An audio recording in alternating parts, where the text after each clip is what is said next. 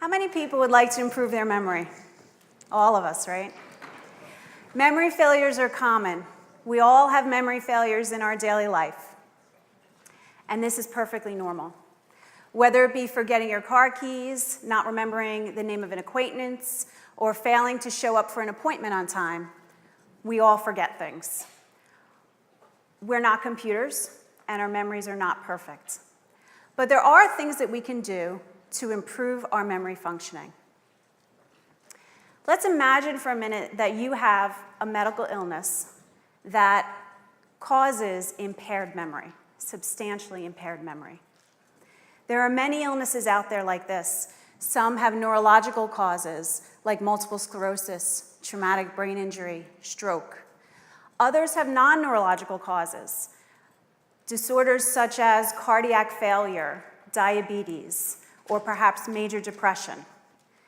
There are thousands of people out there that struggle, really truly struggle with their memory functioning every single day. But we can help them. Recent research at Kessler Foundation has focused on memory rehabilitation, and I'm here to tell you today that we are making progress. But before I go on to tell you about some of the techniques we've developed, I want to talk for just a minute about the memory process. Memory is actually a very complicated process, but it gets blamed for a lot of things it doesn't necessarily fail at. So memory is composed of 3 stages. The first is encoding, the second is consolidation, and the third is retrieval. Today I'm focusing on encoding, and the reason I'm focusing on encoding is because that is where the vast majority of memory failures occur. When I use the term encoding, what I'm referring to is learning new information. Many of us think of learning and we think about students, and indeed students do a lot of learning, and it's actually their full-time job is to learn information.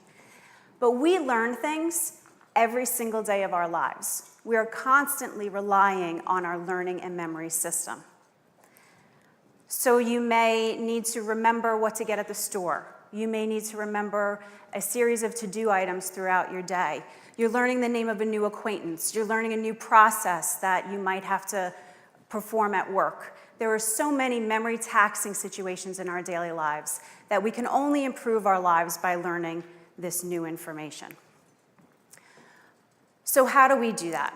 Well, at Kessler Foundation, we've identified several techniques that aid in learning new information, and I'm going to tell you about 2 of those techniques today. The first one is imagery. Imagery is the process by which we attach a mental image or picture to a verbal idea, and you can do this with almost anything. To take a simple example, let's say you need to remember the word house. You might picture your house. By doing this, what you're essentially doing is forcing your brain to duly encode information. So the word house is being processed and remembered by your verbal memory networks. In our society, that's what we rely on constantly. The image of the house is being processed and remembered by your visual spatial memory system, which is located more posteriorly in your brain. So what you're doing is you're increasing your brain activity and you're helping your brain to learn new information in more than one manner. So many people say, well, how does this help me? I have to remember 6 or 8 things to do, and instead of remembering the things to do, what you're simply telling me to do is remember a bunch of pictures. I still have to remember a whole bunch of stuff, and that's my problem. Well, the secret is to combine unrelated material into one image. So you can take 5, 6, 7 ideas and you can incorporate them into one image. And I'm going to show you an example of this. Let's say that you're leaving for work in the morning, rushing out the door, you have no paper, you can't write anything down. You have to remember to call your mother that day. You have to remember to buy butter and apples on your way home.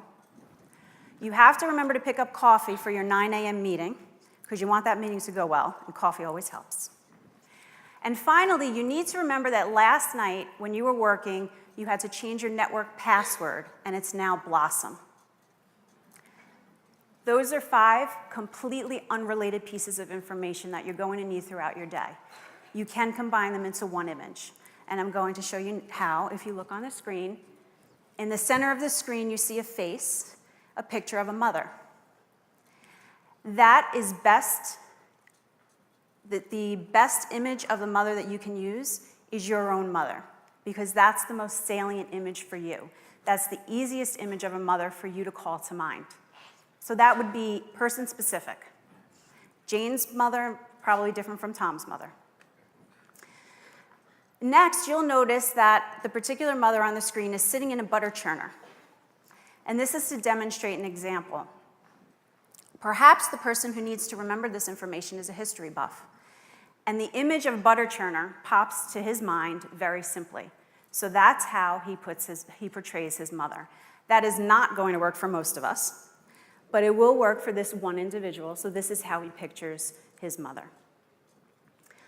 On the table, next to the mother, you see an apple. Here it's pictured as a red apple, but perhaps you like green apples or you like gold apples. So maybe you picture a different apple on the table. If your mother really likes apples, you might picture your mother eating that apple.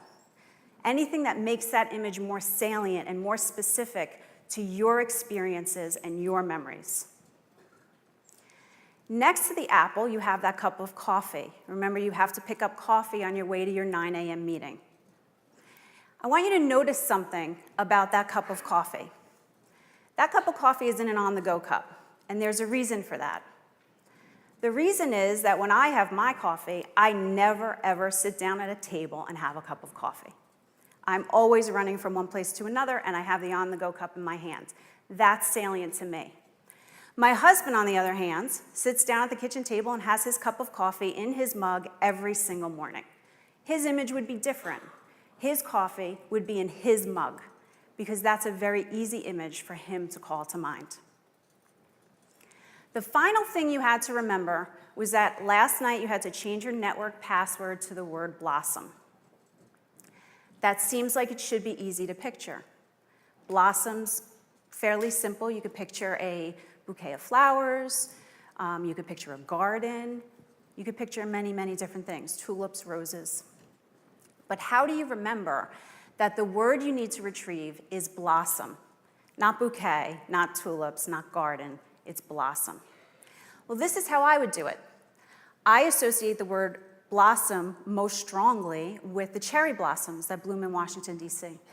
That's just the strongest memory of that word to me. So that's what I imagine. Someone else may be very different.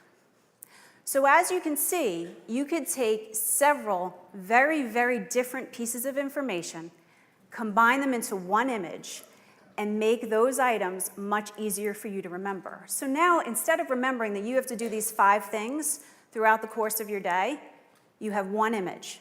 And when you visualize that in your mind, it calls to mind these 5 different things that you must do throughout your day.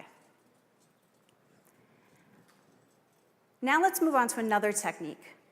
And the reason I present these techniques together is because very often we teach them together. We have a treatment protocol where we teach patients with MS and patients who have traumatic brain injury to use these techniques in their daily life. The second technique is context. Context refers to what comes before or follows a word. So if I need to remember the word house, going back to our previous example, I might say the old house on the hill was charming. I've enriched my memory for that word by providing more semantic meaning to it. It's old, it's charming, and it's up on a hill. It's a much richer memory for me now. Just like imagery, you can do this with extremely unrelated material. So now let's use another daily life example. Let's say that you're running to the store and you have to pick up string beans, hot sauce, and a mop. 3 completely unrelated items located in different parts of the store that have very different uses. How might you remember this? How might you put this into a context? What you could create is a mini story where a man walks into a restaurant, he orders string beans with hot sauce on it, proceeds to get ill, and the busboy had to come over with a mop. It's a little bit crazy, not likely to see it in your everyday life. However, that little bit of eccentricity makes it easier for you to remember it. So the true power of context comes when you combine it with the imagery. And I'm going to show you how to do that now. So you have your little story of the man in the restaurant ordering the string beans and the hot sauce. Let's create a mental image around that story. Your image might be a static picture because that's how you think. So you have a picture in your mind of a young man sitting in a restaurant, and he has string beans in front of him with hot sauce on top. And maybe you have the busboy off to the right holding the broom with his hand on his hip, waiting for that man to get sick.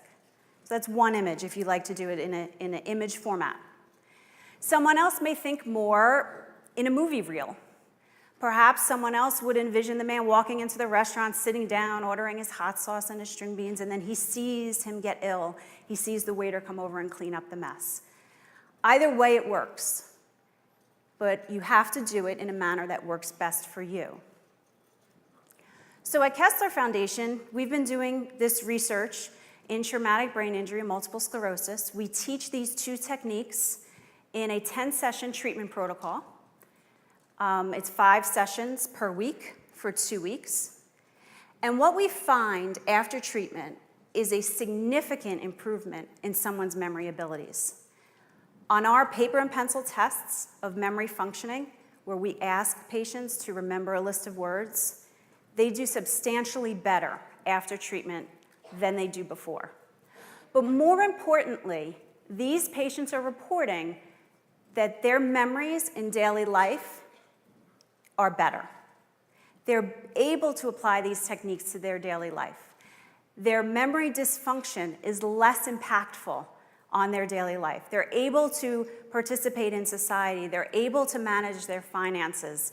They want to pursue meaningful employment, which they weren't able to do beforehand because these memory difficulties can be so debilitating.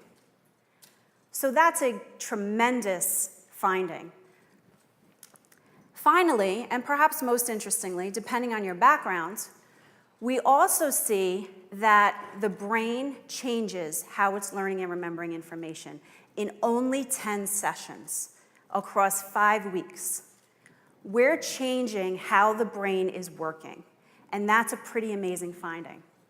So on the left side of the screen, you see brain function when somebody is learning information before treatment. Just normal learning. On the right side of the screen, you see the brain of someone learning information after treatment. Those little red areas indicate areas of brain activation. Those are areas where the brain is active when it's learning information. So what we see is significantly more activity after someone learns how to use these techniques than before. And this was a monumental finding, that we're actually able to change brain function in such a short period of time. Now, we've shown that these techniques are helpful for persons who have multiple sclerosis, persons who have traumatic brain injury, and we have additional research on it ongoing. But what's important to everyone in here today is that these techniques are helpful to everyone. Everyone can use these techniques. They're very simple, but they require practice, a lot of practice. You don't necessarily need to go to therapy to learn the techniques. You can simply start to visualize things. Start with 1 item, and then make it 2 items, 3 items. Bounce your ideas off your significant other. The way we teach the techniques is we ask people to visualize. That's how we start. We give them a story, and we ask them to visualize. They communicate their images to us, and we provide feedback. We tell them how they might visualize better in a manner that might be more memorable for them. And we do the same with context. So you can do this at home. You can work with somebody else to try to improve your ability to visualize information and therefore remember information. The message I want you to take home with you today is that memory is not static. We can improve it with effort, but it takes effort. And like everything else, it takes practice. Practice, practice, practice. So I'd encourage you to try these techniques, and I hope that you like what you see. Thank you.